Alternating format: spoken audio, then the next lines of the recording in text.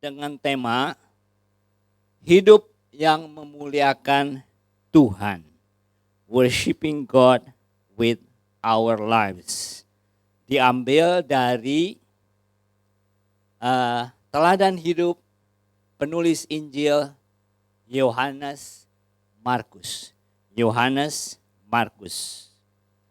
Dan saya sudah mention sebelumnya bahwa worshiping God itu bukan hanya sekedar kita bernyanyi, kita bermain musik. Jadi 2 minggu yang lalu saya memberikan judul hidup yang memuliakan Tuhan dengan seluruh hidup kita ya. Dengan seluruh hidup kita. Nah, 2 minggu yang lalu kita sudah mulai bagaimana Yohanes Markus memuliakan nama Tuhan dengan buah kehidupan yang dia berikan. Alkitab mencatat ada beberapa buah dalam hidup kita. Yang pertama, buah pelayanan. Buah pelayanan, Markus sudah kita pelajari banyak memberikan pelayanan. Dia ikut persekutuan, memberikan rumahnya untuk persekutuan, perjamuan Paskah, kemungkinan ada di rumahnya. Dia pelayanan bersama Paulus, Barnabas, dan lain-lain. Dan buah pertobatan adalah buah yang kedua yang Markus berikan teladan kepada kita bagaimana dia pernah gagal di hadapan Tuhan. Dia rela meninggalkan Tuhan dengan malu-maluin gitu saudara. Demi keselamatannya. Dan juga dalam pelayanan juga dia sempat meninggalkan Paulus sampai Paulus sangat marah sekali. Tapi dia tidak berhenti sampai di situ saudara. Dia bertobat dan kembali melayani. Dari mana kita tahu? Karena Paulus yang berkata pada akhir hidupnya, panggillah dia karena pelayanannya penting bagiku. Yang ketiga adalah buah karakter atau buah roh, karakter ilahi. Saya ambil hanya 4 saja, banyak sekali karakter ilahi itu. 2 yang dicatat sebagai karakter buah roh di Galatia 5. Lalu 2 lagi saya akan ambil dari karakter ilahi secara umum, secara general. Karakter yang ada di Galatia 5 buah roh adalah salah satunya adalah kemurahan. Bagaimana kita lihat Markus sangat murah hati memberikan rumahnya. Rumahnya sering dipakai untuk persekutuan-persekutuan. Salah satu buktinya waktu Petrus baru keluar dari penjara secara mujizat, dia langsung tahu di mana cari markas tempat persekutuan itu. Rumahnya Markus itu yang dia tuju ya. Bertanda bahwa rumahnya Markus itu sering dipakai persekutuan. Bahkan pembantunya Rode langsung kenal suaranya Petrus dari luar. Menunjukkan Rode ini sering dikunjungi oleh Petrus dan persekutuannya. Dia sangat familiar. Yang kedua, kesetiaan. Ada teman-teman seperjuangan Markus seperti misalnya Demas. Tapi pada akhirnya Demas, Paulus berkata telah mencintai dunia dan meninggalkan aku. Tapi Markus Yohanes terus setia sampai akhir hidupnya. Yang ketiga, karakter yang ketiga, karakter secara general, karakter ilahi. Saya sebutkan Markus orang yang suka berdamai. Suka berdamai. Seperti yang tadi kita tahu bahwa dia bertengkar dengan Paulus. Mungkin selisih pendapat, tidak setuju dengan sebagainya sampai dia meninggalkan. Tapi pada akhirnya kita tahu mereka berrekonsiliasi dari ayat yang sama tadi yang kita baca bahwa Paulus berkata, panggillah Markus karena pelayanannya sangat berguna. Nah, 2 minggu yang lalu saya berhenti sampai di sini dengan satu lelucon. Kalau saudara ingat ya, bagaimana kalau Markus ini bukan seorang yang suka berrekonsiliasi, mudah mengampuni dan sebagainya. Tentu dia tidak akan menulis Injil Markus. Dia hanya akan tulis paling 2 ayat ya. Saudara ingat ya, saya baru buat lelucon di situ bahwa ayat yang pertama dia akan berkata, pada mulanya adalah Injil dari Yesus Kristus, Anak Allah. Dan ayat kedua dia hanya akan berkata, maaf ya, saya tersinggung dengan satu hamba Tuhan yang namanya Paulus itu. Titik, titik, titik. Dah, gitu aja ayat keduanya ya. Karena itu memang joke. Tapi kalau saudara introspeksi diri sendiri, kita semua ini disebut sebagai kitab-kitab Injil yang terbuka masing-masing. 2 Korintus pasal 3 ya. Saudara, itu sebetulnya adalah Injil-Injil yang didengar dan dilihat oleh setiap orang. Injil apakah yang saudara tulis mengenai hidup saudara sendiri? Apakah hanya 2 ayat? Inilah Injil Yesus Kristus yang telah menyelamatkan saya. Lalu ayat kedua, maaf, saya tersinggung dengan hamba Tuhan yang namanya Pak Sam Junaidi. Karena itu saya tinggalkan pelayanan, saya tinggalkan persekutuan, saya tinggalkan panggilan Tuhan. Titik, titik, titik. Dah. That's serious.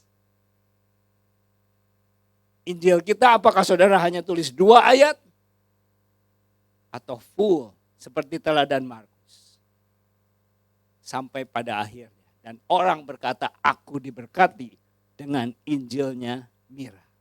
Aku diberkati dengan Injilnya Roni. Karena buah-buah yang telah dia berikan. Karakter yang keempat. Karakter yang rendah hati. Karakter yang rendah hati.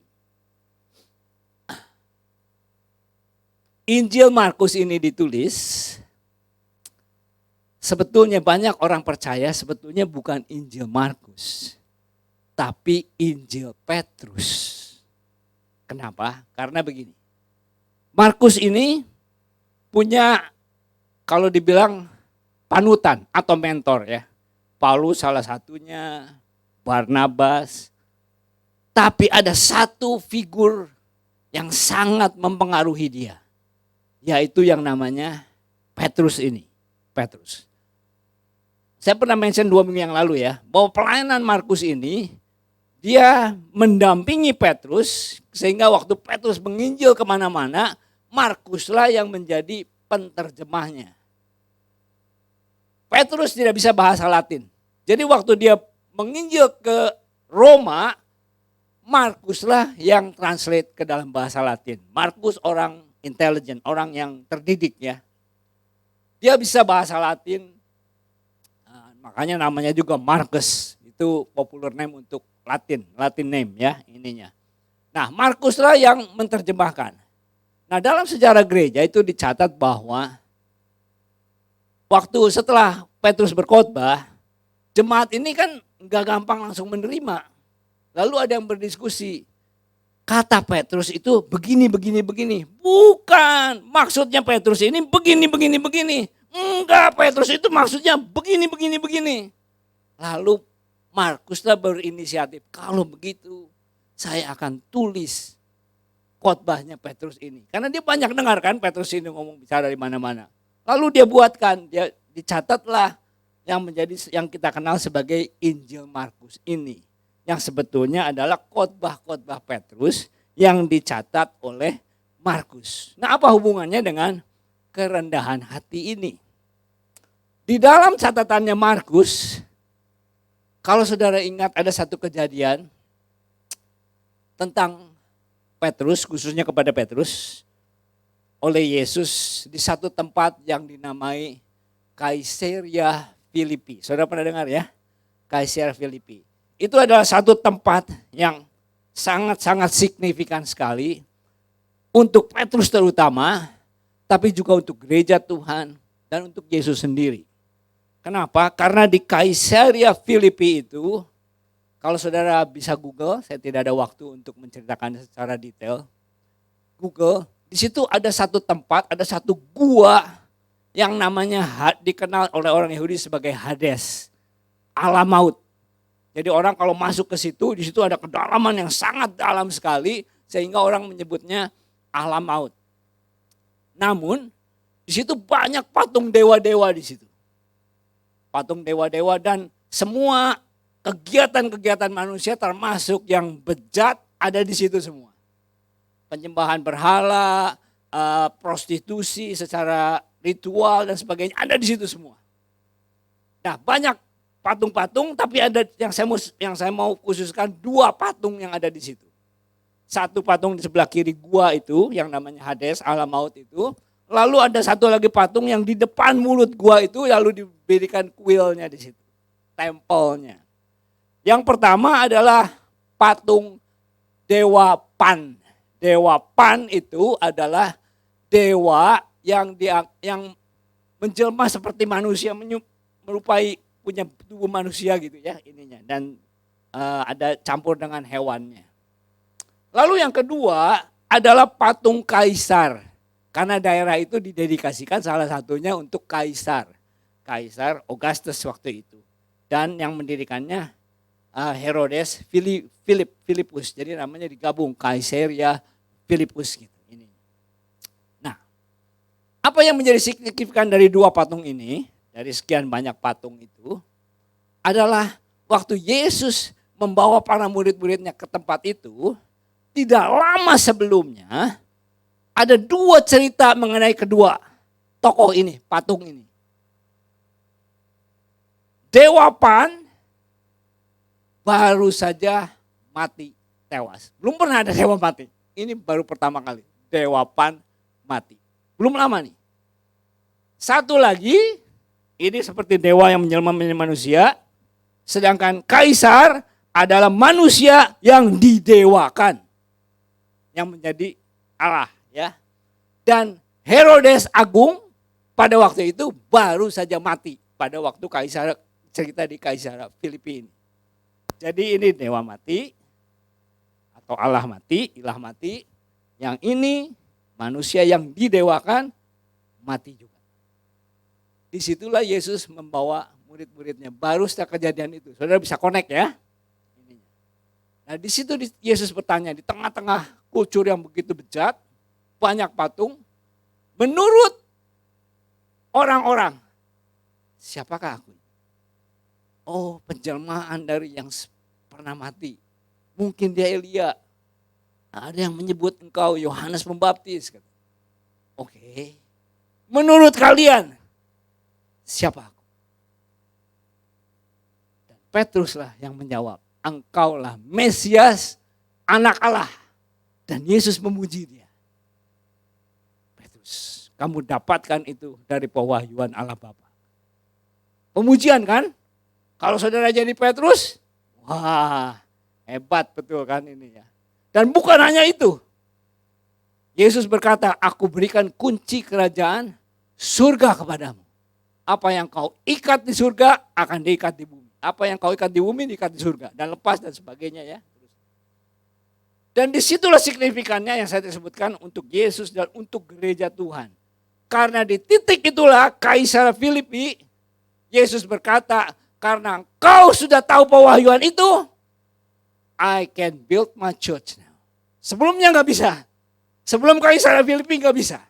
Karena itu sangat-sangat signifikan sekali. Untuk Petrus terutama ya. Karena dia diberikan itu semua wewenang, otoritas dan sebagainya. Dan sejak itulah grafik Yesus itu turun. Dalam arti penderitaannya dimulai. Karena dia berkata, karena kau sudah dapat pewahyuan itu, now I'm ready to go to Jerusalem to die. Ingat ya tadi ceritanya ya, ini Allah yang mati, ini dewa yang mati, kaisar yang mati dan sebagainya. Now I'm ready to die. Lalu dalam teologianya Hebrew, teologianya Yahudi, enggak ada tuh Mesias mati. Karena itu dengan confident sekali, percaya sekali, Petrus menegur Yesus. No way, Yesus, kau tidak akan. Karena dia sangat pede sekali, enggak ada dalam teologianya Yahudi itu Mesias mati. Enggak ada. Tapi apa yang dikatakan Yesus? Enyahlah engkau iblis kepada Petrus. Saudara kalau lihat Injil Markus, hanya bagian yang enyahlah engkau iblis kepada Petrus yang dicatat oleh Markus. Tidak ada yang kunci pengerajaan surga dan sebagainya, itu enggak ada. Itu ditulisnya oleh Matius sebagai saksi mata yang lain. Nah, Markus ini kan mencatat apa khotbahnya Petrus. Jadi bisa dihubungkan atau masuk di akal kalau Petrus tidak pernah bersaksi, bagaimana dia mendapat kunci kerajaan surga. Petrus hanya menceritakan atau bersaksi kegagalannya. Bagaimana Yesus memarahi dia, enyahlah engkau iblis. Petrus pernah gagal, dia orang gagal, dia murid yang gagal. Markus orang yang gagal juga, murid yang gagal juga. Cocoklah Markus memadani atau menteladani Petrus ini. Itu sebabnya kita bisa berkepastian Markus orang yang rendah hati. Karena dapat mentornya orang yang rendah hati juga. Petrus, saudara tahu patinya bagaimana? Salib terbalik. Dan dia berkata bahwa aku tidak layak mati seperti my master. Betul enggak? Itu sebabnya dalam sejarah gereja ada satu kutipan, ini salah satu ayat yang menunjukkan bahwa Petrus dan Markus itu sangat dekat hubungannya. Petrus menyebutnya Markus anakku. Sama seperti Timotius, panutannya adalah Paulus. Paulus menyebut dia sebagai anakku. Ini adalah satu quote yang terkenal dari Markus. Dia berkata begini, jangan pernah menjadi murid dari orang yang suka mengagung-agungkan dirinya sendiri. Karena nanti kamu belajar kesombongannya dan bukan belajar kerendahan hatinya. Karena itu kita belajar dari Markus juga bahwa kerendahan hati adalah karakter ilahinya. Yang terakhir adalah buah jiwa-jiwa. Saudara, kira-kira 19 tahun setelah kenaikan Yesus ke surga, Petrus menyuruh Markus untuk menginjil ke Alexandria. Disitulah dia menemukan gereja yang pertama, gereja Alexandria, yang sampai hari ini masih berdiri menjadi gereja yang mungkin paling tertua di dunia. Namanya gereja Koptik yang sekarang kita kenal dengan gereja Koptik Church itu ya. Itu gereja yang sudah 2000 tahun umurnya, mungkin salah satu yang paling tua di dunia, kalau tidak tertua di dunia. Saudara mungkin pernah dengar kesaksian-kesaksian tentang gereja ini. Salah satunya kalau saudara pernah dengar kesaksian gereja sampah. Saya tidak sempat, kalau saudara mau Google bagaimana ceritanya ya. Bagaimana cerita yang menunjukkan bahwa kalau engkau punya iman sebiji susawi, engkau akan memindahkan gunung. Itu terjadi dalam mujizat ini ya. Bagaimana mereka berdoa dan Tuhan sendiri yang memindahkan gunung dengan cara gempa. Sehingga gereja yang ada di dalam ancaman masyarakat sekitarnya, kalau kamu tidak sanggup memindahkan gunung, kau akan kami binasakan. Mereka berdoa dan Tuhan sungguh-sungguh memindahkan gunung. Dikenal sebagai gereja sampah. Saudara bisa lihat di Google cerita kesaksian itu. Koptik ini sampai di Indonesia pun ada juga ya. Ada beberapa gereja Koptik di Indonesia. Saya jadi teringat karena tampang orang Indonesia mirip dengan Malaysia. Satu bahasa pernah di Indonesia itu gereja ribut gara-gara tidak mau menggunakan kata Allah. Ada yang menolak mengatakan kata Allah ya. Nah di Malaysia itu it's another level. Mereka masuk ke court dengan masalah ini. Jadi orang Kristen, orang Katolik gak boleh pakai kata Allah. Itu hak mutlak kaum muslimin untuk di Malaysia. Sehingga masuk ke court hukum. Dan di court itu saya pernah baca artikel tapi saya belum ketemu ya, udah lama sekali. Di artikel itu dituliskan di courtnya di Malaysia itu salah satu saksi yang dipanggil oleh kaum Kristiani adalah dari Koptik. Dan dari Koptik inilah yang mengatakan kami sudah menggunakan kata Allah jauh sebelum Muslim ada katanya. Jadi court tidak bisa mengabulkan tuntutan kaum muslimin. Cuma bisa dibilang, ya udah pakai kata Allah tapi kalangan sendiri ya katanya. Jangan di luar gereja katanya. Tapi itu atas dari kontribusi kaum gereja Koptik. Nah, saya akan tutup dengan satu slide di sini. Sampai hari ini ada banyak gereja termasuk gereja Katolik yang memperingati Santo Markus. Tanggal 25 April adalah tanggal dia mati. Matinya martir, saudara. Diikat lehernya lalu diseret oleh kereta.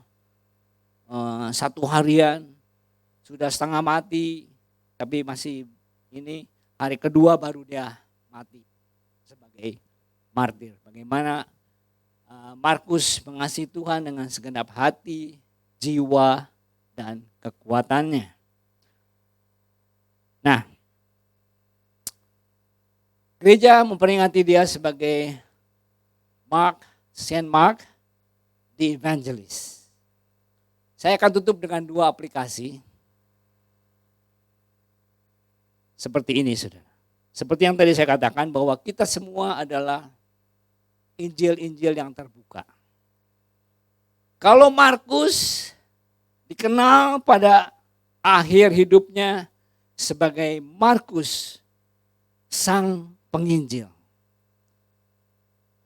Apakah yang masing-masing dari setiap kita catat saat saudara pulang ke surga? Apakah legasi apa yang saudara akan tinggalkan? Apakah yang saudara mau orang kenang akan kehidupan saudara? Apakah saudara mau dikenal seperti apa yang dilakukan oleh Markus, buah-buah? Saya sangat-sangat tidak berharap saudara ada di other side of Markus. Seperti yang 2 minggu lalu saya sampaikan. Misalnya seperti Demas. Pada akhir hidupnya dicatat sebagai Demas. Orang yang telah mencintai dunia. Legasi apa yang saudara akan catat di akhir kehidupan saudara? Oh, Ibu A yang Facebooknya penuh dengan foto-foto. Beberapa hari ini kita dipenuhi dengan, bukan dipenuhi, ada beberapa kali kita dalam acara funeral. Ada eulogy ya. Eulogy memang dibuat-buat supaya indah. Tapi apa yang Tuhan catat? Ibu A, Bapak A adalah dulunya pelayan Tuhan. Tapi kecewa dan meninggalkan pelayanan. Dan meninggalkan persekutuan gereja. Bapak A dikenal sebagai bapak yang kikir, padahal kaya, selfish, dan sebagainya. We don't want that. Kita mau seperti teladan Markus. Bagaimanakah aplikasi yang kedua yang saya mau berikan adalah bagaimana kita belajar dari teladan Markus.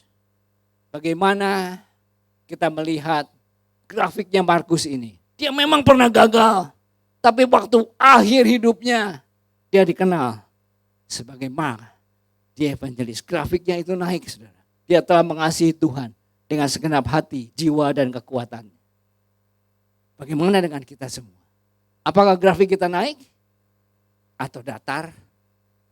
Bagaimana kerohanian kita 5 tahun yang lalu? 10 tahun yang lalu? Waktu saudara born again. Barometernya apa? Dengan 5 purpose driven life itu. Bagaimana saudara mengasihi Tuhan segenap hati, jiwa, kekuatan? Bagaimana dengan Great Commission? Bagaimana saudara sekarang mengasihi Tuhan? Dibanding dengan 5 tahun yang lalu. Kembali saya berkata bukan hanya saya bernyanyi Pak. Saya bermain musik dan sebagainya. No. Bagaimana worship saudara dengan kehidupan saudara? Apakah saudara semakin mengasihi Tuhan? Mengasihi sesama? Apakah saudara semakin melayani dibanding 5 tahun yang lalu, 10 tahun yang lalu? Apakah saudara semakin karakternya semakin bertumbuh, semakin sabar, semakin mengampuni, semakin yang lain? Bagaimana saudara kesaksian hidup saudara? Dari teladan Markus kita belajar grafik kita itu semakin naik. Ada istilah semakin tua, semakin keladi. Di dalam Kristus semakin tua, semakin menjadi-jadi di dalam